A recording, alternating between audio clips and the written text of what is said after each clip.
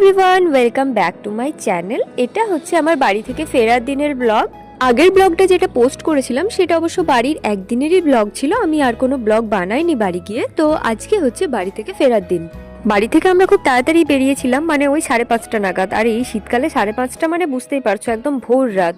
ওখান থেকে আমাদের বাসটা ডিরেক্ট থেমেছে শক্তিগড়ে। ওখানে একটু ঝালমুড়ি, শশা টশা এইসব টিফিন করে আমরা আবার বাসে উঠে গেলাম। বাসটা মোটামুটি 4 ঘন্টার মধ্যেই কলকাতা পৌঁছে গেছিল।